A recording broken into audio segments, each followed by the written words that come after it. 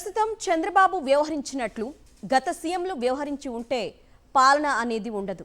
గత పాలకుల గుర్తులను, వారికున్న పేరును, వారు తెచ్చిన పథకాలను ప్రైవేటైజేషన్ పేరుతో చంద్రబాబు ధ్వంసం చేయాలని చూడడం ఎంతవరకు కరెక్ట్? కూటమి నేతలు ఎందుకు అడ్డగోలుగా వ్యవహరిస్తున్నారు? మెడికల్ కాలేజీలను తన పచ్చ తాబేదారులకు అప్పగించడానికి చంద్రబాబు రంగం సిద్ధం చేశారు. మెడికల్ కాలేజీలను ప్రైవేటైజేషన్ చేస్తున్న చంద్రబాబును చరిత్రే కాదు, భవిష్యత్తు తరాలు కూడా క్షమించవు. గతంలో కూడా చంద్రబాబు ఎన్నో ప్రభుత్వ సంస్థలను ప్రైవేటు పరం చేశారు. వేలాది మంది ఉద్యోగుల కడుపు కొట్టారు. కూటమి ప్రభుత్వం అధికారంలోకి వచ్చాక ప్రజల ఆరోగ్యంపై బాధ్యత లేకుండా చంద్రబాబు నిర్ణయాలు తీసుకుంటున్నారు. చంద్రబాబు నిర్ణయంతో పేదలు, మధ్యతరగతి ప్రజలపై అధిక భారం పడనుంది. బాధ్యత లేని కూటమి పాలకుల ప్రైవేటు నిర్ణయాలపై senior journalist Kommineni Srinivasarao comment ఇప్పుడు చూద్దాం. ఆంధ్రప్రదేశ్లో గత ముఖ్యమంత్రి వైఎస్ జగన్ తీసుకొచ్చిన ప్రభుత్వ వైద్య కళాశాలలను పీపీపీ అంటే పబ్లిక్ ప్రైవేట్ పార్ట్నర్షిప్ పద్ధతిలో ప్రైవేట్ సంస్థలకు అప్పగించడంలో ఎంతవరకు హేతుబద్ధత ఉంది? ముఖ్యమంత్రి చంద్రబాబు నాయుడు ఆధ్వర్యంలోని కూటమి సర్కారు ఎందుకు అంత అడ్డగోలుగా తమ ప్రైవేటైజేషన్ విధానాన్ని సమర్థించుకుంటోంది? శాసనమండలిలో విపక్ష నేత బొత్స సత్యనారాయణ ఆరోపించినట్లు తమ తాబేదారులకు అప్పగించడానికే ఈ పీపీపీ విధానాన్ని ప్రభుత్వ పెద్దలు తెస్తున్నారా? చంద్రబాబు తరచూ సంపద సృష్టిస్తామని చెబుతుంటారు.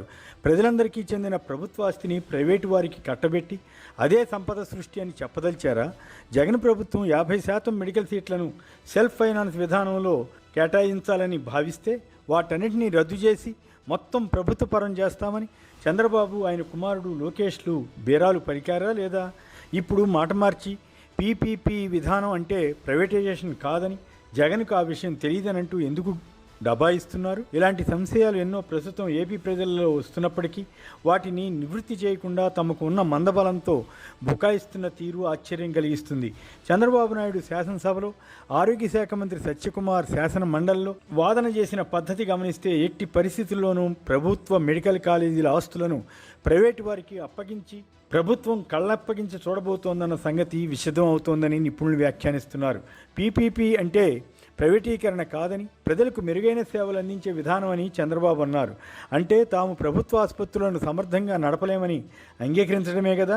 గత జగన్ ప్రభుత్వం నాడు నేడు కింద ఆసుపత్రులను బాగు చేయించి ప్రజలకు మెరుగైన సేవలు అందిస్తే ఇప్పుడు ఎంతో సీనియర్ అని చెప్పుకునే చంద్రబాబు నాయుడు అది తమ వల్ల కాదని, ప్రభుత్వ యంత్రాంగాన్ని తాము నడపలేమని ప్రైవేటు వారే బెటర్ అని చెబుతున్నారే. ఈ మాత్రం దానికి ప్రభుత్వం ఎందుకో తెలియదు.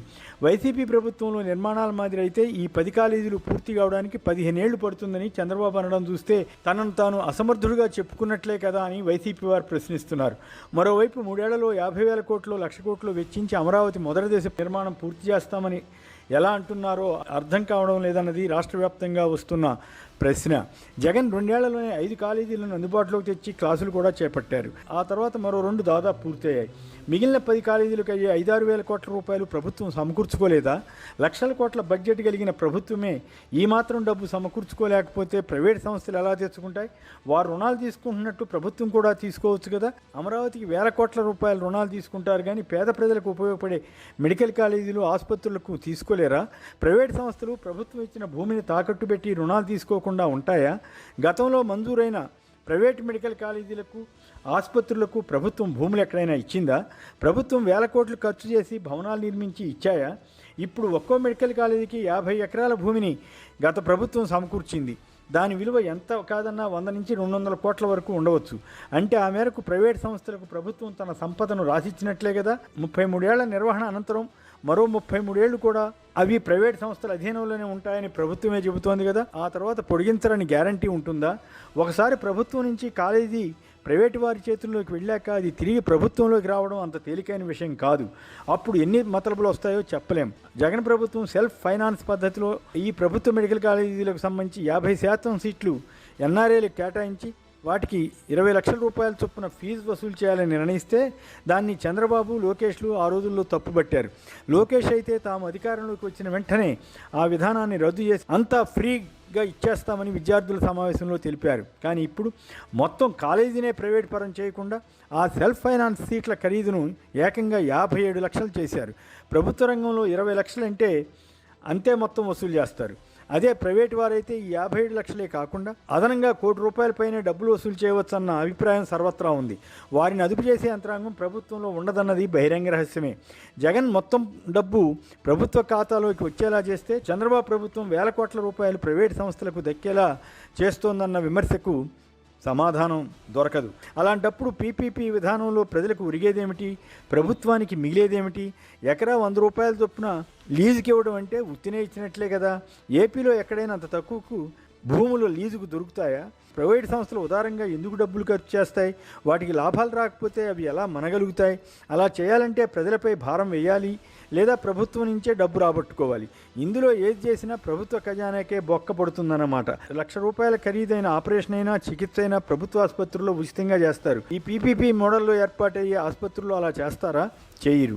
ఒకవేళ చేసినట్లు కనిపించినా ప్రభుత్వం ఆరోగ్యశ్రీ కిందో మరో రకంగానో చెల్లించవలసి ఉంటుంది కదా. ప్రస్తుతం ఉన్న ప్రైవేట్ మెడికల్ కాలేజీల్లో 50% సీట్లు మెరిట్ ప్రకారం రిజర్వేషన్లు పాటిస్తూ కేటాయించాల్సిందే. ఈ పరిస్థితిలో ప్రభుత్వ ఆస్తులను ప్రైవేటు వారికి ఉత్తపుణ్యానికి ధారాదత్తం చేసి మెడికల్ కాలేజీలను వారినే నడపాలని చెప్పడం అర్ధరహితం. కానీ ఇప్పుడు ప్రభుత్వం భూమి, భవనాలు ఉచితంగా ప్రైవేట్ సంస్థలకు కట్టబెట్టడంలో అర్థం ఏమి ఉంటుంది? పైగా ఈ కాలేజీలకు జిల్లా ప్రభుత్వ ఆసుపత్రులను కూడా అప్పగిస్తారట. ఈ సంస్థలు ఉచితంగా సేవలు అందించినప్పుడు ప్రభుత్వం వారికి రకరకాల రూపాల్లో ఫీజులు చెల్లిస్తున్నప్పుడు ప్రైవేటు పరం చేయవలసిన అవసరం ఏమిటో తెలియదు. ప్రస్తుతం 4 కాలేజీలకు పీపీపీ విధానం అమలు చేస్తున్నా భవిష్యత్తులో మిగిలిన కాలేజీలన్నింటినీ అదే రకంగా అప్పచెప్పనున్నారు. బహుశా పూర్తయిన 7 కాలేజీలను కూడా అలాగే ఇచ్చేస్తే జగన్ ప్రభుత్వ రంగంలో తీసుకొచ్చిన ఆశయాన్ని పూర్తిగా నీరుగార్చిన ఘనత కూటమి సర్కారుకు దక్కుతుంది. ఏదేమైనా తాను సుదీర్ఘకాలం ముఖ్యమంత్రిగా ఉండి ఒక్క మెడికల్ కాలేజీని కూడా ప్రభుత్వ పరంగా తీసుకురాలేకపోయిన చంద్రబాబు నాయుడు తనకంటే చిన్నవాడైన వైఎస్ జగన్ తీసుకొచ్చిన మెడికల్ కాలేజీలను పీపీపీ పేరుతో ప్రైవేటీకరణకు దిగుతుండడం అత్యంత శోచనీయం. ఈ నేపథ్యంలోనే బుద్ధి జ్ఞానం ఉన్నవారు ఎవరైనా ప్రభుత్వ మెడికల్ కాలేజీలను పీపీపీ కింద ప్రైవేటు వారికి అప్పగిస్తారా అని జగన్ ప్రశ్నించారు. తాము అధికారంలోకి వచ్చాక వీటిని తిరిగి స్వాధీనం చేసుకుంటామని ప్రకటించారు. ప్రజల కోసం జగన్ సంపద సృష్టిస్తే ఆ సంపదను ప్రైవేటు వారికి అప్పగించడం సరైనదేనా? ఇదేనా చంద్రబాబు చెప్పే విజన్?